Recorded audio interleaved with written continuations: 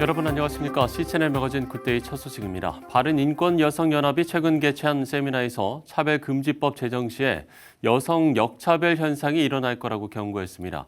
차별금지법 속 성별 정체성 등의 독소 조항이 여성 인권을 악화시키는 폐해를 낳을 수 있다는 건데요. 관련 내용을 변현준 기자가 전합니다. 지난 6월 발의 이후 재정반대 청원이 이어지는 등 끊이지 않는 차별금지법 관련 논란. 최근 개최된 한 세미나에서는 차별금지법이 여성의 인권을 악화시킬 수 있다는 의견이 제기됐습니다. 일반 국민들에 대한 역차별 문제 못지않게 여성 인권 관점에서도 여성 역차별 문제는 심각해질 것으로 보입니다. 차별금지법을 이미 시행하고 있는 외국 사례를 보면 여성의 안전권과 프라이버시권을 위협하는 여성 역차별적 모순을 수없이 목도할 수 있습니다. 주최 측은 전국 18세 이상 성인 여성을 대상으로 진행한 설문조사에서 차별금지법의 독소 조항에 대한 질문에 대해 대부분의 응답자가 반대 의견을 표했다고 밝혔습니다. 설문조사에 따르면 남성 트랜스젠더가 자신을 여성으로 인식한다는 이유로 여성 목욕탕이나 화장실 등을 사용하는 것을 어떻게 생각하냐는 질문에 89.1%의 응답자가 반대 의견을 표한 것으로 나타났습니다. 또 남성 트랜스젠더의 여성 스포츠 경기 출전과 국방의 의무, 면제 문제 등에 대해서는 각각 87%와 76.3%의 응답자가 반대 의견을 밝혔습니다. 주최 측은 해당 질문들은 차별금지법이 통과된 국가들에서 실제로 벌어지고 있는 사태라고 강조했습니다. 이어 차별금지법의 독소 조항으로 인한 폐해는 외국 사례를 통해 명백히 확인할 수 있다면서 법 제정 시 심각한 여성 역차별 사태가 일어나게 될 것이라고 말했습니다. 지금 외국은 차별금지법 내지는 평등법 제정으로 인해서 심각한 폐해를 겪고 있습니다. 초등학교 여자 화장실에서 5세 여아가 트랜스젠더에게 성폭행 당하는 사건도 있었고요. 또 2020년 3월 미국의 한 고등학교에서는 성중립 화장실에서 성폭행 사건이 또 발생해서 그런 성중립 화장실이 폐쇄되는 그런 지경에까지 이르렀습니다. 차별을 금지한다는 미명하에 추진되는 차별금지법은 여성에게 심각한 역차별을 초래하고 여성뿐만 아니라 국민 전체의 기본권을 심각하게 침해하는 심각한 문제점이 있습니다. 김정희 바른인권여성연합 공동대표는 정의당의 설문조사에서 국민의 88%가 차별금지법 찬성 의사를 밝힌 것은 법의 폐해를 제대로 알리지 않았기 때문이라면서 여론을 호도하는 행위라고 지적했습니다. 평등이 증가하는 것에 대해서 반대할 국민이 어디 있겠습니까? 그러나 이 차별금지법이 가지고 있는 그 숨어있는 독소 조항들 그리고 여성 역차별의 요소에 대해서 이제 성별 정체성이라는 말에 담긴 그 의미들에 대해서 그리고 그 폐해들에 대해서 인지하지 못한 상태에서 투표한 그것을 차별금지법의 전 국민의 88%가 동의한다라고 말하는 것은 매우 여론을 호도하는 것이고 이것은 거의 대국민 사기극에 가깝다라고 볼 수 있다고 생각합니다. 차별금지법의 발의 이후 끊임없이 이어지고 있는 법 제정 찬반 논쟁. 차별금지법을 통과시킨 국가들에서 심각한 부작용들이 발생하고 있는 가운데 해외 사례에 대한 충분한 검토 없이 법이 제정되는 것이 아니냐는 우려의 목소리가 높아지고 있습니다. C채널 뉴스 변현준입니다. 기독교 대한성결교회 총회 신학교육정책위원회와 성결 섬김마당이 코로나19 시대의 새로운 목회 패러다임을 제안한다는 취지로 온라인 세미나를 진행했습니다. 세미나에서 한기채 기성총회장은 코로나19 시대로 인한 사회 문화적 변화에 적극적으로 대처하는 새로운 목회 패러다임으로 새로운 공동체와 안전한 예배, 삶의 변화와 희망을 제공하는 일에 교회가 앞장서야 한다고 강조했습니다. 이어 진행된 강연에서는 모이는 교회와 흩어지는 교회의 균형 추구, 목회자에게 의존하는 신앙에서 스스로 책임지는 신앙, 집단 중심의 목회에서 한 영혼에게 집중하는 질적인 목회 등의 새로운 목회 생태계에 대한 모색을 이어갔습니다. 서울중앙지방법원이 총신대학교 이상원 교수의 해임 처분에 대해서 과중한 징계로 보인다면서 해임 효력정지 가처분 소송에서 인용 결정을 했습니다. 서울중앙지법 제51 민사부는 본안 판결이 확정될 때까지 채권자인 학교는 채무자인 이상원 교수가 교수 직위에 있음을 임시로 정한다고 밝혔습니다. 또 학교 측은 이 교수에게 강의를 배정하지 않고 강의를 방해하거나 교수 연구실 사용과 학교 홈페이지 이용 역시 방해해서는 안 된다는 단서 조항을 포함시켰습니다.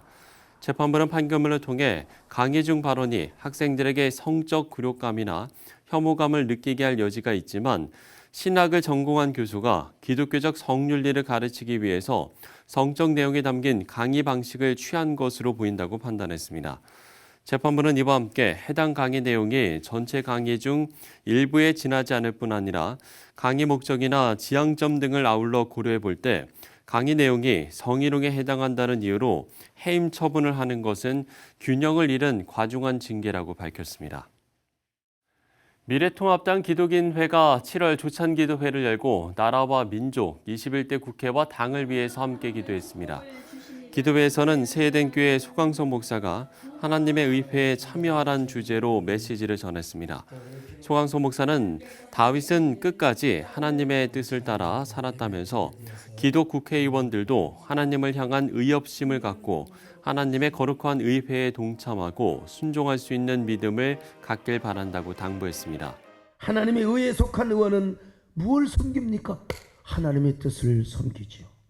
하나님의 웅장한 의회, 하나님의 통치적인 뜻과 사명에 순종을 하고 그 뜻에 따르게 되어 있습니다. 그래서 우리가 정말 하나님의 의회에 참여하신 의원님들이라면 하나님의 의회의 뜻을 받드는 그야말로 기독교 세계관과 가치관을 가지고 정치를 하게 되어 있고요.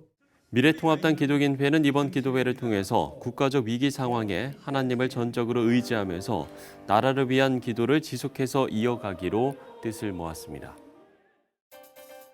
복음적 가치를 구현하고 사역을 돕는 복음법률가회가 창립대회를 열고 상인대표에 조배숙 전 의원을 선출했습니다. 대한예수교장로총회가 한국기독교교회협의회에 차별금지법 관련 회원 교단 의견을 수렴할 것을 촉구했습니다. 대한예수교장로 합동총회가 27일 2차 실행위원회를 갖고 오는 9월에 열리는 제105회 정기총회에서는 주요 헌의안을 사전에 검토해 압축총회를 개최하기로 했습니다. 기독교 대한감리회 농도 한마당 준비위원회가 매년 11월에 열던 김치 담그기 행사를 취소하는 대신에 김치 보내기 행사를 진행한다고 밝혔습니다.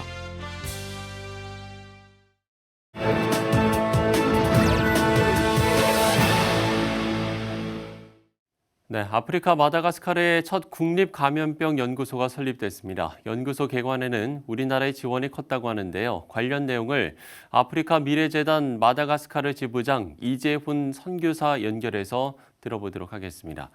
자, 선교사님, 마다가스카르의 첫 국립감염병 연구소가 설립됐다고요? 네, 지난 6월 25일 감염병 연구소가 개소하기까지 마다가스카르에는 독립적인 바이러스 진원을 진단할 수 있는 검사실을 하나도 가지고 있지 않았습니다. 그래서 코로나19가 발생하기 초기부터 주 마다가스카르 대한민국 대사님과 함께 마다가스카르가 자체적인 검사실을 갖출 수 있도록 돕는 일을 했는데요. 마침 3년 전에 패스트가 유행할 때 건물을 지어놓은 게 있어서 이 건물에 기기를 주어서 독립적인 검사소를 만들 수 있었습니다. 이 개관식에는 마다가스카르 대통령과 보건부 장관과 외국 사절 중에는 유일하게 대한민국 임상우 대사님께서 참석을 하셨는데요. 제가 알기로는 이번 마다가스카르 감염병 연구소가 한국이 지원한 장비로 아프리카에 연구소를 세운 첫 사례라고 생각합니다. 만일 마다가스카르가 다른 아프리카 나라보다 환자가 적거나 안정적으로 이번 사태가 끝난다면 물고기가 아니라 물고기 잡는 법을 가르쳐주는 것처럼 병을 진단할 수 있도록 도와준 대한민국의 공이 크다고 생각합니다. 그래서 마다가스카르 안드리 라조엘 대통령도 이런 일이 가능하게 도와준 한국에 특별히 감사를 전하기도 했습니다. 네, 이번 연구소 개관의 의미도 남다를 것 같은데 앞으로 어떤 역할을 감당하게 됩니까? 네, 특별히 마다가스카르 감염병 연구소의 개소식이 독립 60주년을 앞두고 이루어졌는데요. 그동안 마다가스카르에서 전염병이 발생한다든지 하면 주로 프랑스에서 세운 파스테르 연구소에 의뢰해서 검사를 하곤 했었습니다. 전염병 같은 것이 유행하면 평상시와는 다르게 신속하고 정확하고 대량의 검사가 필요한데 파스테르 연구소에서 해줄 수 있는 만큼만 검사를 하고 결과도 거기에서 줄 때까지 기다려야 하니까 정부가 빠르고 적절한 대응을 하는 데는 많은 제한이 있었습니다.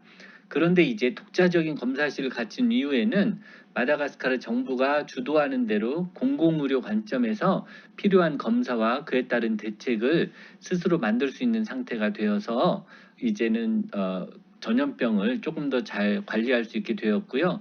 마다가스카르 보건당국은 이 감염병 연구소가 차츰 발전해서 한국의 질병관리본부와 같은 역할을 할 수 있기를 기대하고 있습니다. 네, 연구소가 문을 열기까지 한국의 지원뿐 아니라 선교사님 사역의 역할도 크셨다고요?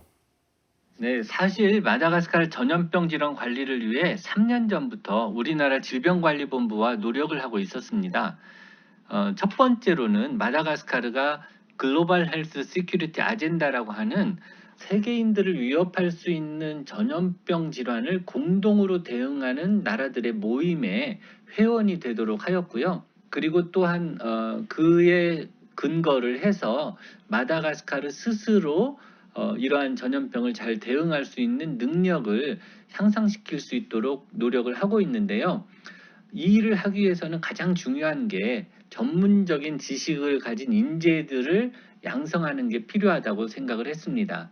그래서 이제 저는 의료인으로서 마다가스카르 국립의과대학 병원에서 미래의 마다가스카르 의료를 책임질 의사들을 교육하는 사업을 좀 돕고 있는데요.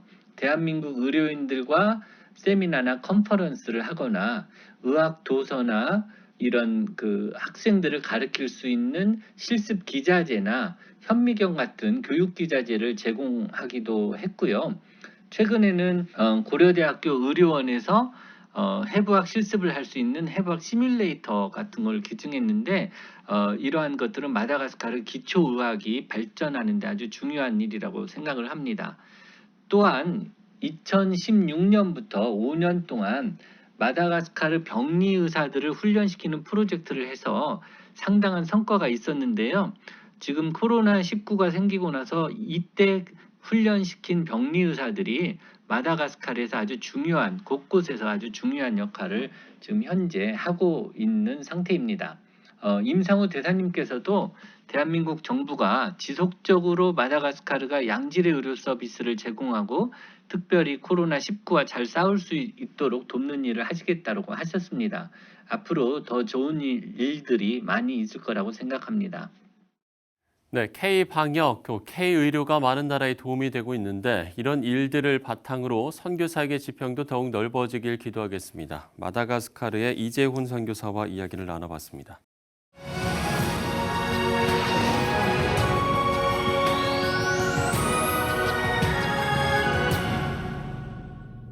네, 한국 성결신문이 해마다 작은 교회 목회 수기 공모전을 마련합니다. 올해는 경기도 여주의 학동성결교회 김민정 사모가 대상을 수상했는데요.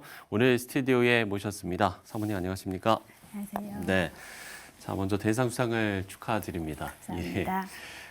말씀드린 목회 수기 공모전이 지난해 이제 처음 시작했고 올해가 이제 두 번째라고요? 네, 맞습니다. 네, 올해 이 두 번째. 공모전이 어떤 건지 좀 소개를 해주시면 좋을 것 같아요. 저희 선결 교단 내에 있는 작은 교회들을 대상으로 이제 각자의 뭐 어려움들이나 아니면 사회적 공헌도 뭐 이런 것들을 이제 글로 써서 이제 나누는 이야기들 속에서 네. 예, 여러 가지 이제 이야기들 속에서 이제 잘했다 칭찬받는 위로의 기회가 아닌가 싶습니다. 예, 원래 좀 글을 쓰는 걸 좀 좋아하셨어요?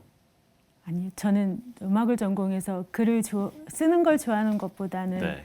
이제 많이 보고 듣고 네. 읽는 거를 더 좋아합니다. 예. 그럼에도 좀 재능이 있으셨던 것 같습니다. 어쨌든 대상을 받으셨네요. 감사합니다.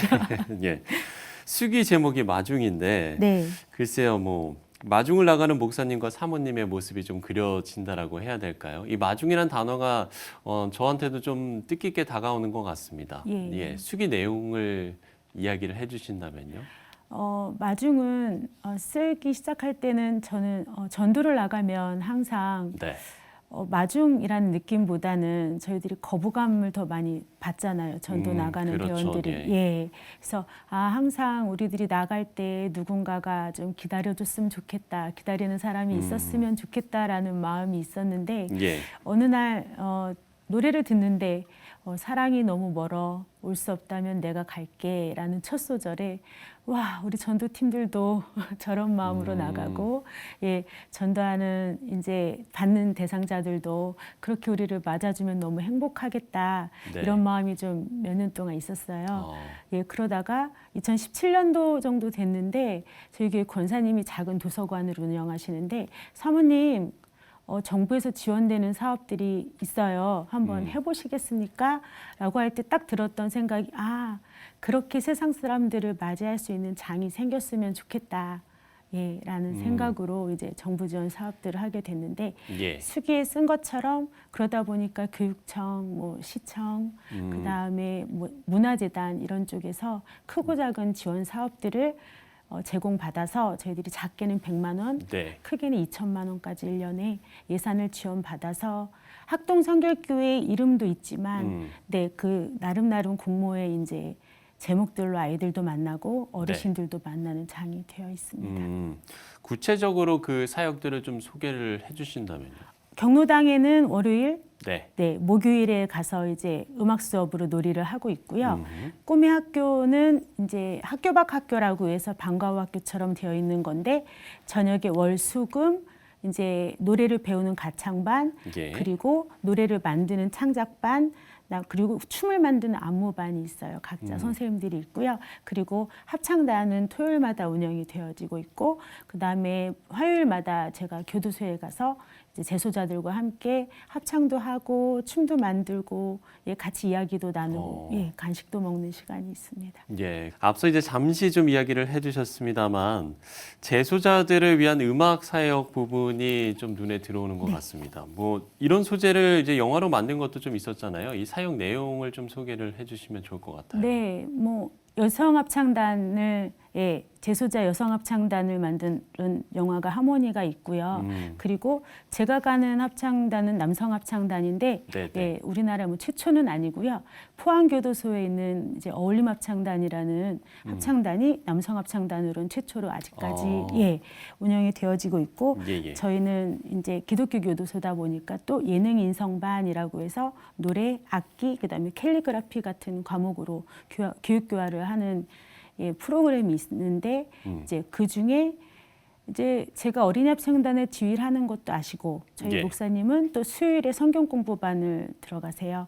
그래서 그러다 보니까 이제 알게 되셨는지 전화가 와서 사모님 저희 합창단에 발성 강사로 좀 와주시면 감사하겠습니다. 해서 이제 네 알겠습니다라고 포부를 갖고 갔는데 무섭잖아요. 네, 아무래도 남성 합창단이고 그리고 소망교도소는 성범죄자들이 가장 많은 교도소 중에 하나예요. 그래서 좀 두려운 마음으로 갔는데 찬양의 힘이 이렇게 위대하구나라는 생각이 들었어요. 그래요? 네, 제가 두려움이 사라지는 것도 물론이지만 서로 어렵잖아요. 이렇게 처음에 만났을 때 너무 어둡고 깜깜하던 표정들이 이제 같이 찬양도 하고 노래도 부르고 간식도 같이 먹어요. 그러면 이제 그런 친구들이 밝아지면서 옆에 있는 단원들하고 같이 얘기도 하고 서로 또 봉사도 하고 나누는 모습들을 보면 가끔 돌아오면서 잘했구나라고 하면서 미소 짓고 올 때도 있고 울 때도 있고 합니다. 네. 상당히 좀 뿌듯하고 그럴 때가 많을 것 같아요. 네, 뿌듯한 경험이 수기에도 있지만 간식을 출소하고 합창단을 위해서 보내주기도 하고요. 그다음에 뭐 캘리그라피를 써서 멋진 성경 말씀을 보내주기도 하고 사모님 저 잘 살고 있습니다 편지를 보내주기도 하는데 양면의 마음이 들긴 합니다. 네, 찾아오면 어떡하지 이런 불안함도 있고 또 너무 감사하고 뿌듯함도 있습니다. 그렇군요. 지금 이제 사모님의 좀 이야기를 들어보니까 정말 뭐 다양한 사역들을 하고 계시다라는 생각이 드는데 이제 목사님과 15년간 교회를 이끌어 오시면서 뭐 정말 많은 일들이 있었을 거 아니에요? 힘든 일들도 좀 있었을 것 같아요. 부임 초기인 것 같아요. 부임 초기에 얼마 되지 않았는데 갑자기 재정 집사님이 은행 강도를 했다고 경찰서에서 연락이 왔어요. 은행 강도를. 네, 어. 저 15년 전 광주 초월면에 네. 이제 농협을 털었는데 그게 범인을 잡고 보니까 저희 교회 재정 집사님이시더라고요. 그래서 네네. 그때 마음이 참 어렵게 부임을 해서 성도님들도 얼마 남지 않은 상황에 이제 교회 재정까지 마이너스가 되고 네네. 그런데다가 이제 갚아야 되는 상황까지 그런 이제 집사님의 사고까지도 여러 가지 소문과 재정적인 것과 헌신을 또 갚아야 되는 상황이 되자 네. 너무너무 어려웠고 그러다 보니 뭐 목사님은 원룸에서 생활하시고 저는 친정이 이천인데 이천에서 두 아이들 키우면서 예배가 네네. 있는 날마다 이제 왔다 갔다 하면서 이게 맞는 건가 하나님 뭐지요? 라는 생각을 하기도 했습니다. 그러면서 이제 직장 생활을 좀 시작을 하게 됐어요. 근데 그 직장 생활이 지금 와서 생각하면 하나님이 교회도 연단하시고 저도 연단하시고 또 여러 가지 사역을 감당할 수 있는 이제 길을 열어주시는 과정이 아니었나라는 생각으로 감사히 예, 생각은 하고 있습니다. 네. 반대로 뭐 감사했던 또 경험들 또 기억에 남는 뭐 좋은 기억들도 있을 것 같은데요. 좋은 기억은 뭐 우리 아이들이 네. 예, 아이들이 좀 많아졌어요. 그래서 처음에 주일학교 아예 없던 뭐 중고등부 2명, 뭐 주일학교 2명 뭐 이렇게 있다가 많아졌다는 의미는 큰 교회에서 생각하시는 그런 의미는 아니지만 예. 저희가 부서가 생기고 예, 그다음에 뭐 영아부나 예, 유치부가 분리가 되면서 이제 교단에서 작은 교회들을 대상으로 하는 전도상이 있습니다. 예, 그런 전도상도 수상한 적이 있어요. 예, 그렇군요. 네. 사실 이제 뭐 큰 교회든 작은 교회든 뭐 귀하지 않은 교회가 없을 텐데 네. 이제 현실적인 문제들을 만나면 아무래도 규모가 작은 교회는 타격이 그만큼 클 수밖에 없을 것 같아요. 한국 교회 내에서 작은 교회가 자립을 하기 위한 어떤 필요한 노력이라고 할까요? 필요한 부분들은 어떤 거라고 보세요? 저희 교단적으로 많은 도움을 받고 있어요. 저희는 네. 예, 우선 뭐 물질적 후원은 말할 것도 없고요. 저희 애써주시는 부분 중에 이제 사모라 제가 자세히 알 수는 없지만 크게 기억에 남는 부분은 이제 국내선교위원회라고 예, 저희 교단에 있는데 거기서 보면 매년 부흥 키워드라고 해서 이제 작은 교회 목사님들을 모시고 2박 3일 동안 섬겨주시는데 그냥 섬겨주시는 게 아니라 큰 교회 목사님들께서 이제 목회에 대한 여러 가지 강의들도 해주시고 그다음에 이제 격려 차원으로 경품을 주시는데 봉고차 2대, 뭐 승용차 하나, 태블릿 PC 이런 거를 주시면 저희들 정말 강의에 너무 열심히 듣고 또 그거보다 더 큰 게 이제 어른 목사님들이시니까 많은 경험들을 들을 수 있는 기회가 있고요. 한 가지 더 말씀드리면 지역별로 저희 코칭 모임이 있으세요. 그래서 각 지역마다 퍼실리테이터 목사님 한 분 두시고 그다음에 이제 그 교회 목사님들 소그룹에서 코칭을 진행하시면서 여러 가지 경험들 나누고 하다 보면 저희 같은 이제 작은 교회 목사님들 시행착오도 줄이고 네, 그런 경험들을 많이 배워 나갈 수 있는 그런 기회들이 되고 있습니다. 예, 이제 앞으로도 목사님과 함께 복음을 들고 마중을 나가실 텐데 끝으로 좀 짧게 네. 기도 제목도 나눠주시면 좋을 것 같아요. 뭐 수수하지요. 근데 첫째는 예, 환경과 이제 사람에 흔들리지 않고 제가 이 길을 예, 좀 주저하지 않고 사모라는 그 명찰을 잘 달고 완주할 수 있었으면 하는 게 있고요. 네. 두 번째는 저희 목사님 항상 건강하셨으면 네, 여러 가지로 제일 중요한 부분인 것 같아요. 교회도 예. 건강해지고 그리고 세 번째는 우리 지역이 기독교 문화, 기독교 정신으로 회복되어지는 네, 그런 여주시가 됐으면 좋겠고 그런 곳에 저희 가정이 쓰임받는 예, 저희 교회가 쓰임받는 교회가 됐으면 하는 게 기도 제목입니다. 예. 기도 제목까지 나눠주셨는데요. 저희도 함께 기도하도록 하겠습니다. 네. 여주 학동선교교회 김민정 사모와 이야기를 나눠봤습니다. 오늘 말씀 고맙습니다. 감사합니다.